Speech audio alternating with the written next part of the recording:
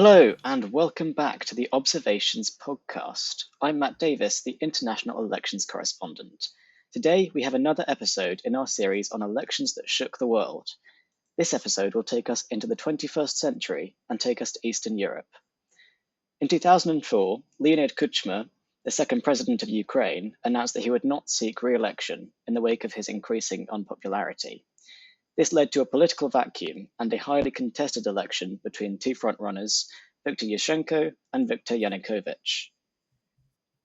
After this election, there were a series of protests and eventually political upheaval known as the Orange Revolution. At its height, there were a million protesters on the streets in response to the initial electoral result. To talk through this election in more detail, I'm joined by Professor Teres Kuzio, who has written extensively on Russia, Russian nationalism, post-communist states, and Ukraine. Thanks for joining us today. Thank you for inviting me. So, Going down memory lane, shall we say?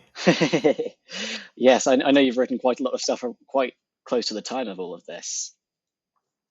So, to get an idea of the background, what do you think the main background to this election people will need in order to be able to understand it? Well, there's probably a number of different things. When this was taking place, I was then living in Toronto, but working in Toronto, Canada, but working in Washington, D.C., in the United States. And so it was fascinating to be in Washington when such an upheaval was taking place. That's one thing that kind of gives me a certain coloring, as it were. But it was also at a time when there was this kind of new, trendy, fashionable idea that you could challenge governments using non-violent protest. That was the key. Um, of course, this kind of changed later in this Euromaidan revolution a decade after this. But at the time, there were a number of protests that seemed to follow this pattern. The first was in Yugoslavia with the Serbian so called bulldozer revolution, it was nicknamed, in the year 2000, which was, of course, brought about by NATO's bombardment of Serbia and of Kosovo. So that was sort of late 90s, 2000. That was the first one that toppled this war criminal, Slobodan Milosevic. And then 3 years later, you had the Rose Revolution in Georgia, again peaceful, again non-violent, that threw out Edward Shevardnadze, a relic from the Soviet era, who he'd actually been Mikhail Gorbachev's foreign minister. And then in Ukraine in 2004. And I suppose Ukraine got the most attention at the time because it was the biggest. Well, it was the biggest country of the three, and it was the biggest protest, therefore, on the streets. And it was also because of the geopolitical ramifications. I mean, Russia always, um, since 1991, when the USSR disintegrated, Russia always had problems dealing with whether Ukraine should be fully independent of Russia and be allowed to sort of break away from Russia's sphere of influence and go westwards.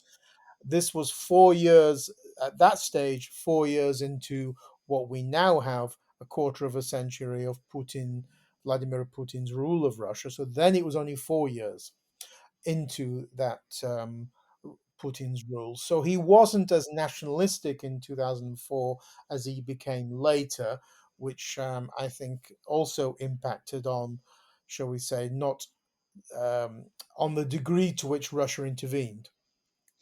And I think the other impacts were that the European Union, for the first time, really became involved, and the European Union at that stage had already changed because it's in 2002, 2004, it had begun bringing in to the European Union former communist countries like in Central Eastern Europe, three Baltic states, Lithuania, Latvia, Estonia.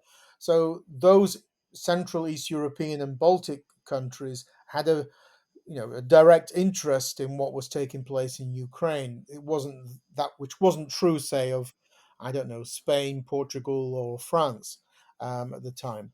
So that meant that Lithuanians and Poles, in particular, were heavily involved in the negotiations that led to because of the public protests, the negotiations brokered by the EU allowed for a rerun of the second round, which wasn't recognized by anybody in the West. I think a final important point was that the Orange Revolution was always called the first internet revolution. Uh, um, I think if you're a young person today, the idea that there was a time when mobile phones were not very good, uh, with without email, without all the facilities you have now on a mobile phone, and there was no Facebook, no Twitter or anything. I mean, this was all beginning at that time in 2004.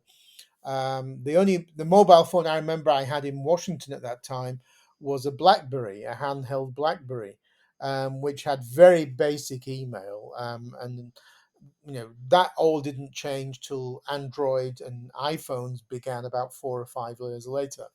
So it was, though, classed as the first internet revolution. The internet had begun. Um, had taken off, shall we say, a few years prior to the Orange Revolution. So the internet was big, um, uh, uh, relatively big at that time, and I think Facebook was already just beginning. So all of that had an impact in the sense that um, the Ukrainian opposition and young people, particularly who are working through civil society and NGOs, they were, of course, always the biggest professionals when it comes to mobilizing the internet and social media. They were very good at pushing an alternative message across in on the internet and elsewhere, which the old guys, as it were, from the Soviet Union, the old Soviet generation, the Kuchmas, the Yanukovyches, and those kinds of people, and the Shevardnadze in Georgia, the for them the internet was something they'd never heard of. I mean, they just couldn't relate to it. They were just used to very old-fashioned media. So this was the first time, I think, in history where um, where the internet and related communications played a role in mass mobilization. And of course, since then, the developments in that field have become massive. But in 2004, they were still very basic, but nevertheless crucial in getting the message out, shall we say? Um, that was key, and that was, I think, important. Who was in power at the time was important. Putin, I've mentioned. Um, he was in his fourth year, because he first came to power in 2000. He took over from Boris Yeltsin. He was moving to a more nationalist position, but in 2004, it wasn't as bad as it became, especially after 2012. In the US, you had George Bush, again, a different type of American leader, because since 2009, you've had quite American leaders who have not been that interested in international affairs, like Barack Obama, Joe Biden, and Donald Trump. Whereas Bush was probably the last US president, and he was around from 2000 2008, who was what they call neocon. So, very much interested in this idea of promoting democracy abroad, supporting countries like Ukraine and Georgia, and so the Bush administration was heavily supportive of the Orange Revolution at that time, and that was probably that, and the year before when the U.S. invaded Iraq were the two things that basically pushed the U.S. and Russia apart. And So again, it was a very different era to what we have now, but certainly something to bring back to memory. Okay, thank you. I think that gives quite a good overview of kind of the global situation at this time. Um, is it broadly best to understand this election between Yushchenko as a pro-European Western candidate and kind of combining that with more pro-democracy and economic liberalism, and then Yanukovych as kind of a pro-Russia candidate, and then kind of Mhm. potential more pro-authoritarianism and oligarchy. Is that too simple? Well, it is to some degree, but it's basically right. In all of these, what were called color revolutions or democratic revolutions, whether Serbia, Georgia, or Ukraine, the alliance of those political forces is very broad, inevitably. And many of those political forces um, are more astute at saying what they're against than what they're in favor of. So that inevitably leads to quite a lot of populism on the side of those political forces that come to power.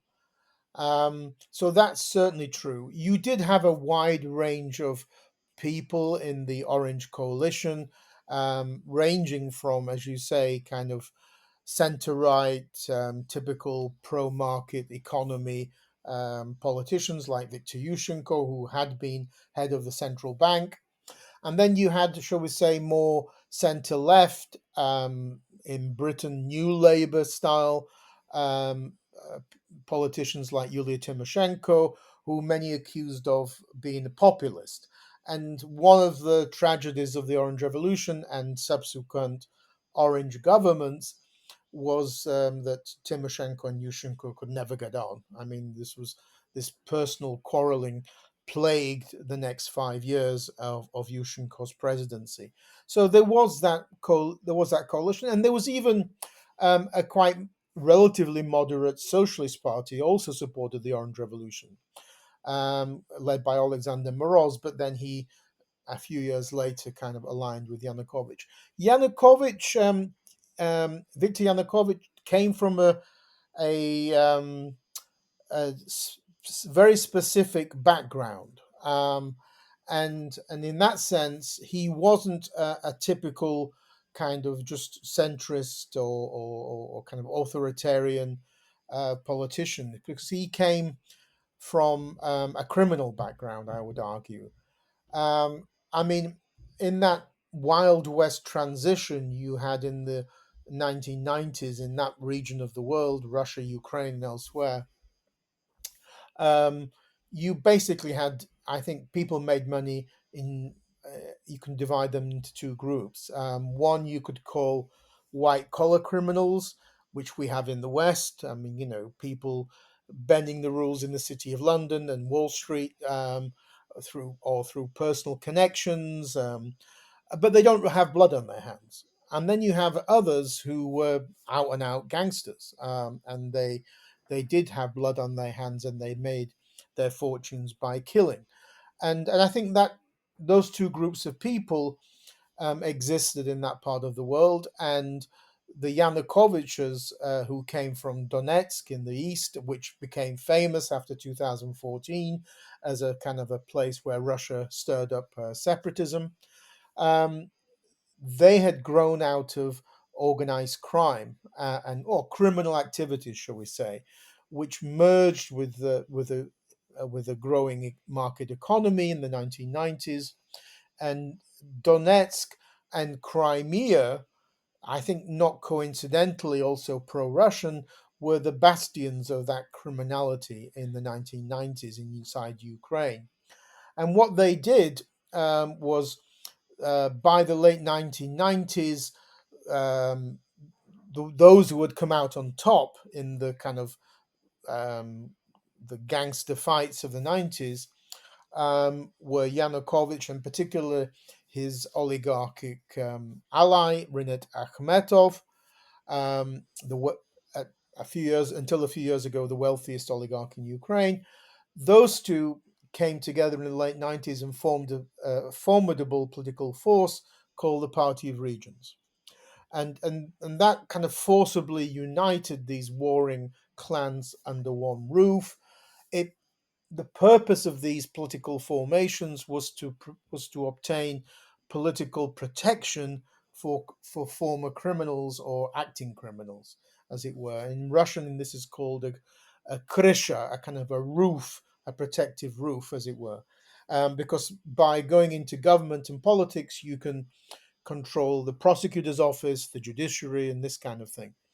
And Yanukovych came from that background. They were very wealthy. They were probably in Ukraine the only political machine, this terminology from the United States, that could mobilize people, particularly in the east and south. So they focused on Russian speakers, and their bases of two strongholds were Crimea and the Donbass.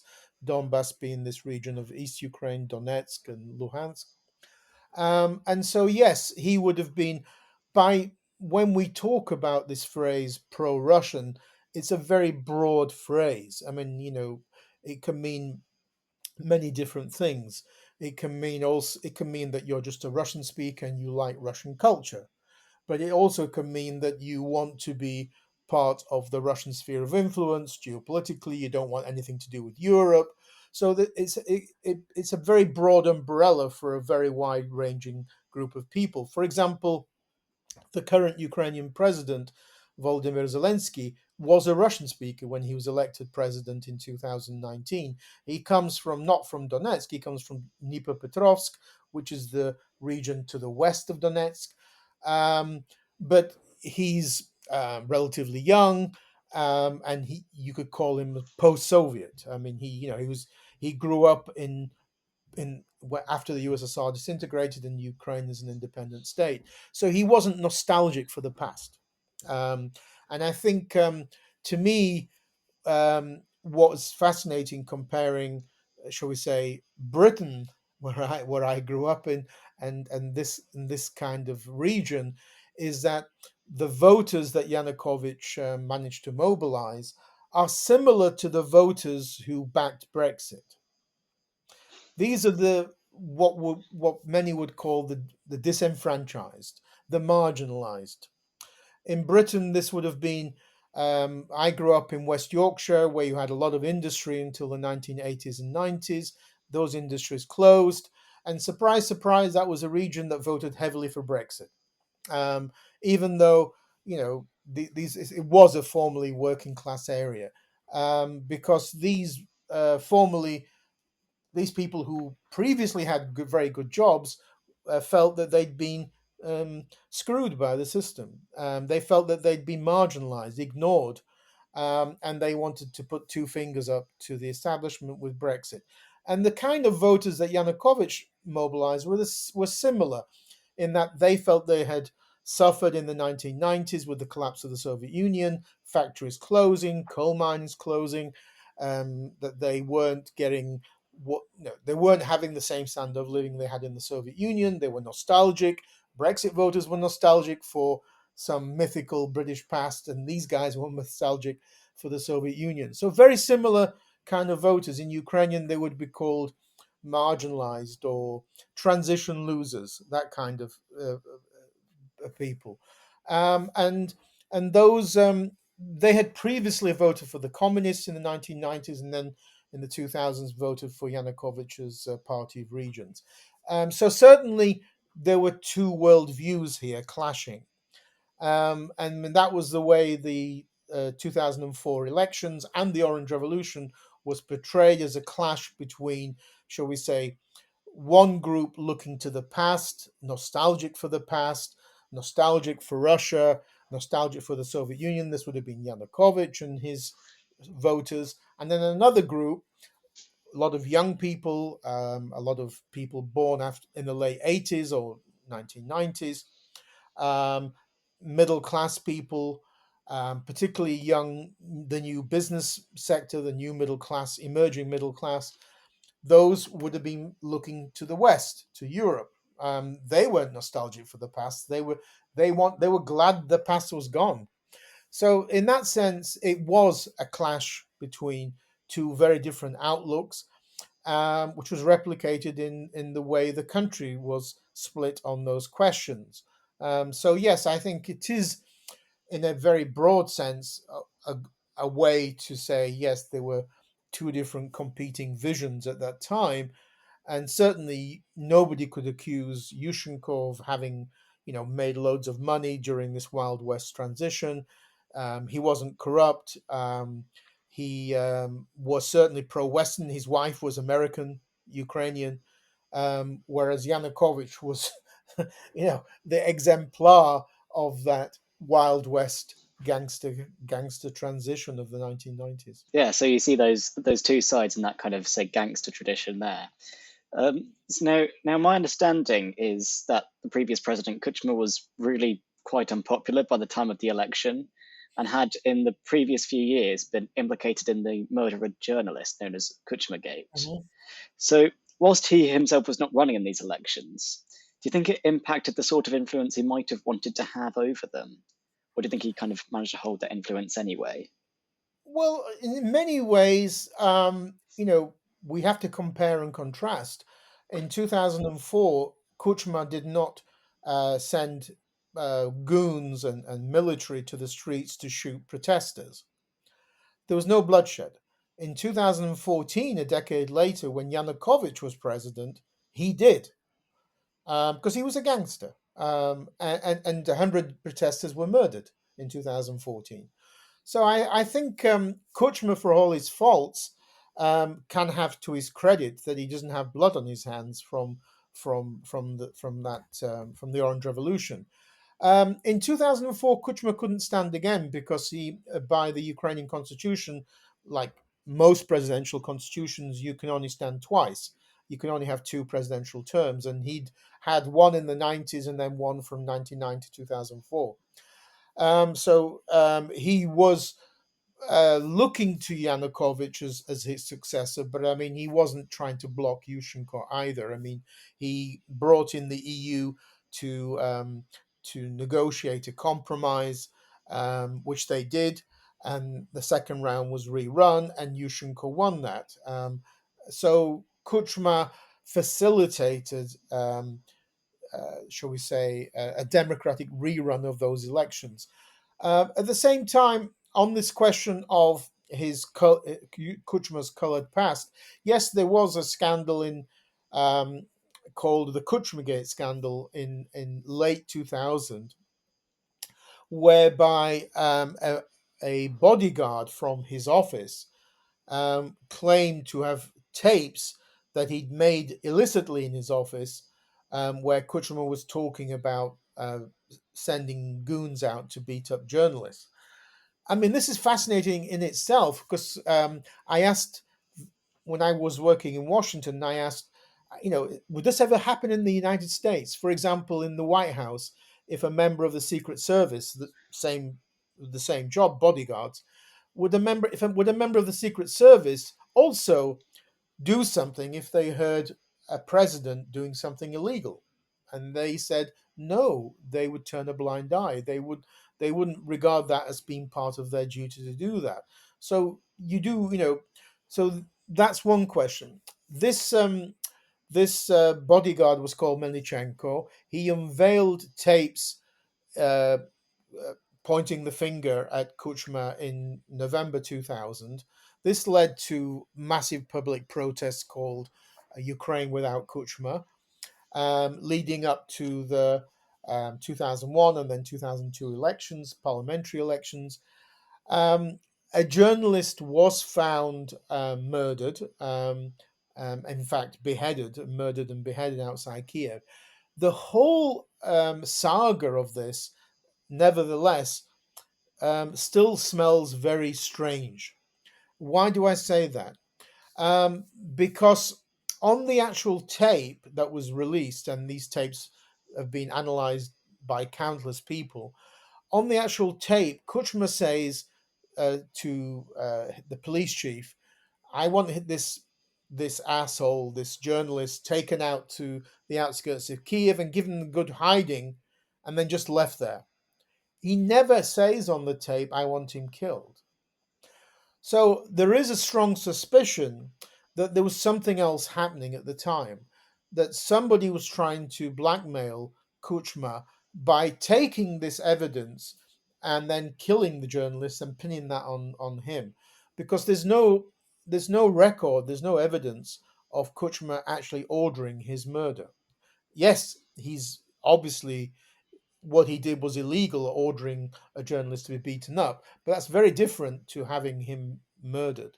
So it's very strange. And we still to this day don't know who was behind this, what seems to be a conspiracy. If you're pro-Russian, or if you were, sorry, pro-Russian in Ukraine, you would say this is an American conspiracy to unseat Kuchma. If you're anti-Russian, you said this was a Russian conspiracy. So because they love conspiracies in that part of the world. But we still to this day don't know who was really behind this. Some police officers were eventually imprisoned under Yushchenko for the actual murder, but who was the person who gave the actual order to do this? We don't know. We don't know. But nevertheless, yes, this from late 2000 all the way through to 2023, on the eve of the presidential elections and the Orange Revolution, you had mass protests around Ukraine. You had mobilization. So the Orange Revolution didn't happen in a vacuum. There'd already been 3 years um, of, uh, of street actions, protests, and also training.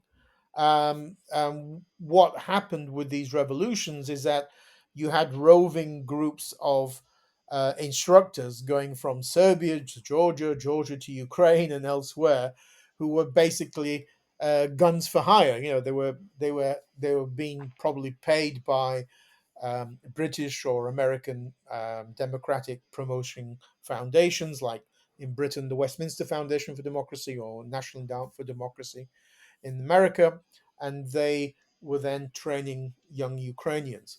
Um, I think one final thing I'll say about these revolutions, which I think quite revolutionary and new, was the use of humor. Um, which you don't really see in protests in the West as much.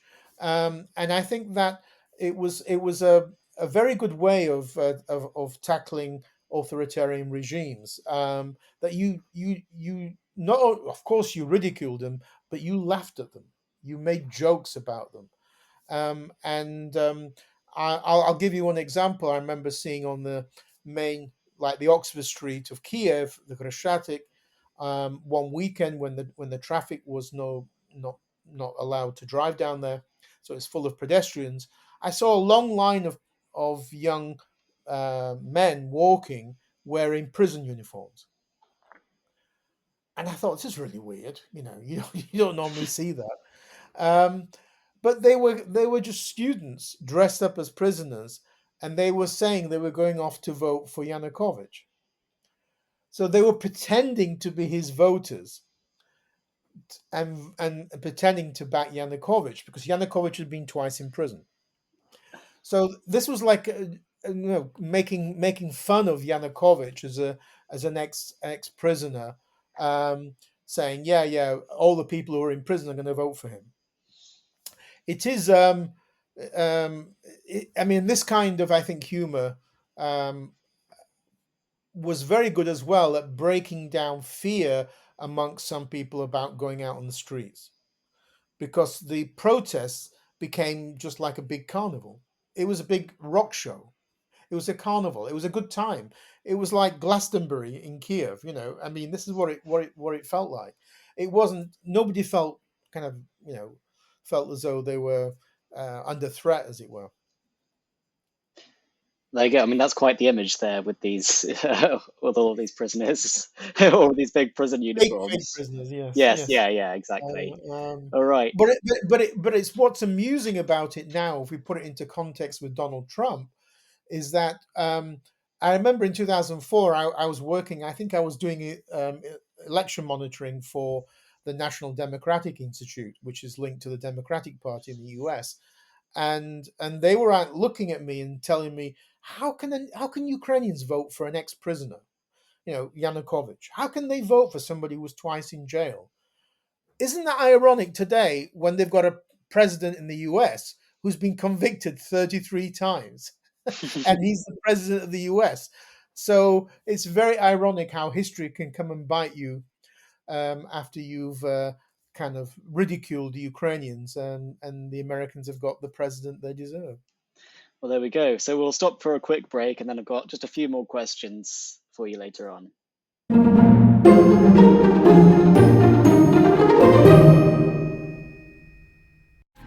It begins, as it always does, with a vision. In the quiet streets of Brody Ferry, one man rose above the humdrum of politics of the day. His name was Bob Servant. Businessman, dreamer, cheeseburger magnate, the only candidate bold enough to pay local dog owners not to walk their dogs in Dawson Park so the grass could reach its full majesty. He promised free wellies for every man, woman, and child. The color? Council issue. The size? You'll grow into them. He vowed to put the ferry back on the map, preferably larger than Dundee, and in one unforgettable hustings, to tell the best bus story ever told. A story involving why Lulu wasn't given the blind date job, and how Scotland will always choose Sean Connery over Roger Moore. Like Richard Hannay, rousing a packed hall, speaking of honor and destiny.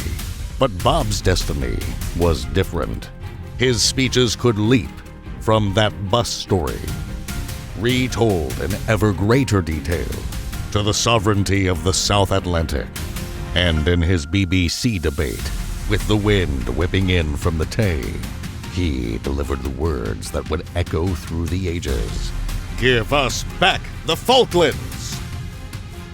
From Dunny-on-the-Wold's single vote to Brody Ferry's greatest son, we revisit the fictional elections that shaped our screens and the truths they whispered to us all. Brody Ferry, independent spirit, eternal legend.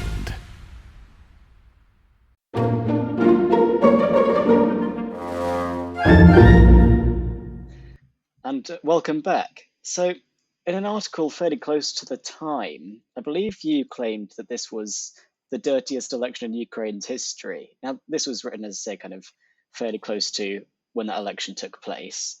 I was just wondering if you could perhaps go into that a bit more. Well, um, I mean, in Ukraine history, by what they meant by that was since 1991. I mean, we're not talking about a huge period of history because the USSR disintegrated in 91. Then you had various presidential and parliamentary elections since then, but they had all been free and fair until 2004. And I think this is in a book that's coming out with a colleague of mine this year. One one or two of the chapters there, we talk about the divergence between Ukraine and Russia, which had already begun in the 1990s. I mean, Russia hasn't had free elections for the last 25 years, basically. Whereas Ukraine's had pretty much free elections for most of the time since the collapse of the Soviet Union. I mean, 2004 in that sense was an aberration. It wasn't usual because 6 years after that, Yanukovych won a free election. It wasn't by a big margin, only 4%, but he won the 2010 presidential election. In 2004, I think the Yanukovych and his gang mistakenly believed that the passivity of people in their neighborhood of Donetsk and eastern Ukraine, which was the case, was true throughout the country, and of course it wasn't. Like every country, every region is different, and um, they found to their mistake that Ukraine is not the Donbass. Ukraine is not Donetsk. And by the way, Donetsk is twinned with Sheffield. It was twinned in the 1970s Ah, because of coal. Coal. Well, Donetsk was founded in the late 19th century by a Welshman, um, and in the 1970s, Sheffield, which was then the centre of coal mining in Britain, was twinned with Donetsk. So it was a coal producing region, quite politically passive, very strongly controlled by the Party of Regions. A lot of not really much civil society activity, and certainly no opposition political parties. and they just assumed that they could use their tough gangster methods in elections and faking and fraudulent elections there and apply it to the rest of the country, and they were wrong, because the rest of the country is quite different. I think what what we noticed about that region of Ukraine and Crimea compared to the rest of the country was also a very Sovietized mentality, kind of passivity and Sovietized identities, and that certainly wasn't true in the rest of Ukraine, particularly in Kiev. And Kiev is a large city. It's the largest in the country with about 3 to 4 million people, and they could never get the protests or the people on the streets without paying them, really, without actually forcing them to come on the streets, either by telling um, state officials, today you've got a day off, you have to go and protest, or by giving them money. Whereas the Orange Revolutionary protesters were never paid, and they all came voluntarily. So that was one aspect of it. um, the kind of fraud they did was very different to anything before, because you had elections in 1991, 94, 1998, 99, 2002. All of these had taken place free and fair. And then 2004 came along, and you had a really terrible second round of the elections. But prior to that, there was something else which to this day has also not really been resolved, was Viktor Yushchenko being poisoned, attempted assassination attempt. I mean, the elections were to be held in late October, November, and he was poisoned in September. Now, uh, what was used against him, dioxin, would have led to him being killed. His face was all disfigured, and if he had not been emergency evacuated to Austria, he would have died. So that we don't know to this day who did that. Obviously, had to be some form of intelligence service. The suspicion, of course, is Russia. But that was the dirtiest thing that happened in the election campaign. Why do we suspect it's Russia? Because 2 years after that, in London, a Russian emigre, Litvinenko, was murdered by Russia in a kind of relatively similar. Didn't use the same biological or chemical materials, but similar to those. And those biological chemical materials were from former Soviet laboratories in Russia, which are controlled by the intelligence services. You can't buy this stuff on Amazon. Um, and then a few years after that, in 2018, we had another uh, an attack, a biological attack in Salisbury, in England, against another defector, Skripal. So Yushchenko's poisoning with dioxin in September 2004 was the first of this kind. He survived. Litvinenko didn't. Sadly, he died. He had a horrible death over 2 weeks. And Skripal also survived, although a British lady was killed in Salisbury from that. So there's probably a Russian hand there. So even though Putin wasn't maybe as nationalistic in 2004 as later years, certainly I think Russia's intelligence services were active. Putin had loaned what were called political technologists. I mean, these it's impossible to translate this into English. They were election consultants, but but completely biased towards the black arts. The dirty tactics. They weren't just advisors for an election. And these were working, they were from the Kremlin, and these were working for Yanukovych, producing like leaflets, posters, a lot of TV ads attacking Yushchenko, accusing him of being a CIA agent because his wife is American, that kind of stuff. So a lot of dirty propaganda. Um, Putin himself twice visited Ukraine during the first and second round to support Yanukovych.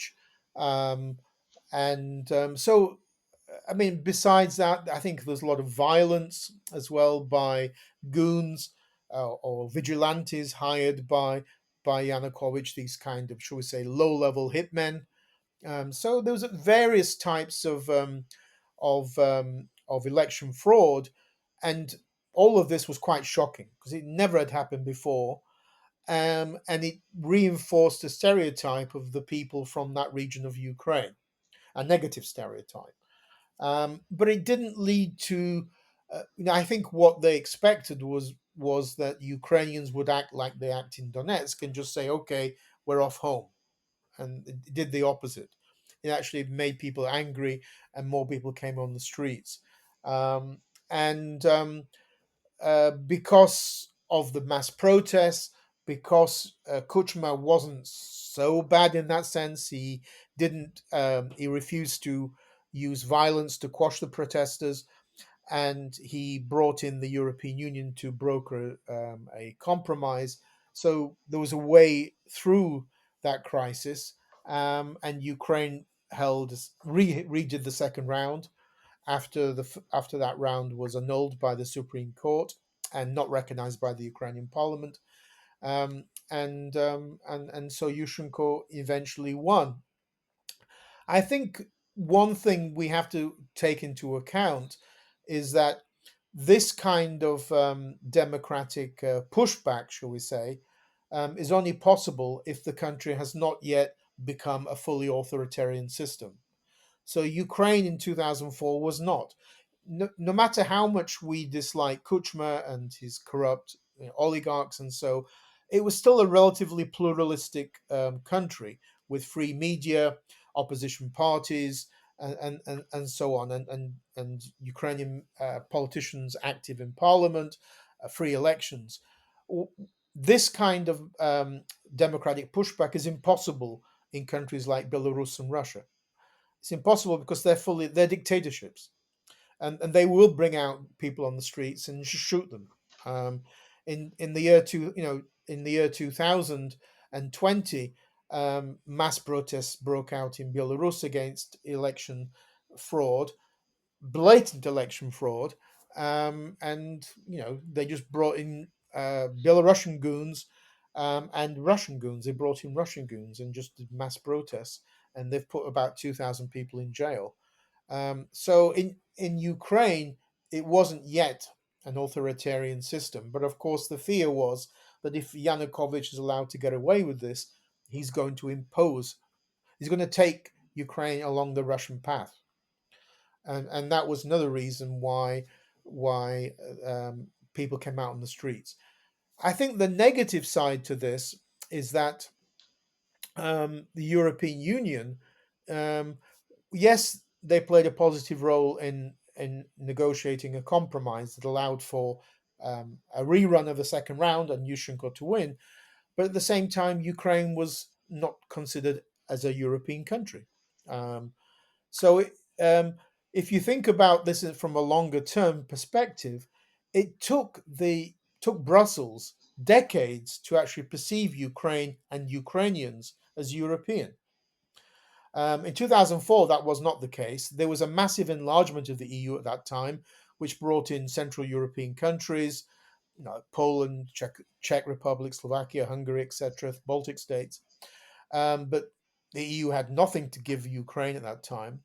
The EU only offered Ukraine integration, not membership, just integration in 2014, the so called association agreement, um, and then only offered Ukraine membership after the full scale invasion of 2022. So the EU only began to regard Ukraine as European practically 20 years after the Orange Revolution. Yes, I yes, mean, it's pretty incredible if you think about it. that's really quite a long time span there. In terms of the lasting impact of this election and then kind of subsequent revolution, um, is it largely that it managed to just maintain a free democratic order?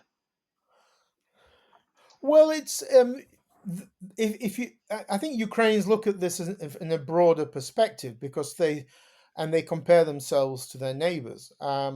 Ukraine was often lumped together with Russia and Belarus by, shall we say, Brussels and the West, and certainly Ukrainians were always very unhappy that they were lumped together with Russia and not seen as different. Um, in the case of Ukraine was different because it had three of these revolutions. The first one was in 1990, just on the eve of the USSR disintegrating, and it was a lot of students on a hunger strike in the center of Kiev, which forced the authorities to do some changes at that time. Then you had the Orange Revolution in 2004, and then a decade after that, you had the Euromaidan Revolution, or the Revolution of Dignity. The joke is that Ukrainians need a revolution every 10 years or so. Belarus and Russia never had that. And they were far more passive, and they never really stood up for their rights. And so the legacy of that is that in Belarus and Russia, you have full dictatorships. Ukraine, you never came close to that at all. There you have humiliated subjects. In Ukraine, you have citizens. You have to, anybody who is in power in Ukraine has to recognize that Ukrainians won't put up with, you know, misappropriation or authoritarianism or mass corruption. Just in the last month, Zelensky made a mistake in a parliamentary vote. He stripped two government institutions fighting corruption, stripped them of their independence. This led to mass protests in Ukraine. And many of these people protesting were in their late teens, early 20s. So they would have been kids in the Orange Revolution, or not even born. So all of this has a legacy, of course, because, you know, parents pass to their kids, oh, Jim, I had a great time on the Orange Revolution. Yes, people got married in the Orange Revolution. I'm not kidding. People got together. I mean, it was a fun time. Euromaidan Revolution was a bit different because it was bloodier. But so those kinds of memories get passed on. Books get published, films. There's stuff on the internet. So of course, yes. I mean, the legacy is one of many legacies, but an important one that Ukrainians will stand up and fight. They won't kneel to dictators, whether they are domestic like Yanukovych or foreign like Putin. I think that's always a good reminder there that history is more often a process than like one big event. I think it was also good to hear about the again, the kind of carnivalesque, the kind of fun atmosphere that there was in the Orange Revolution. You don't always hear about revolutions as being fun, but as I say, there is that element there. Yes. All right. Well, thank you very much for joining me today. I really appreciate it. I think you've given some quite fascinating insight on this. Thanks very much for inviting me. Thank you. And to the next revolution.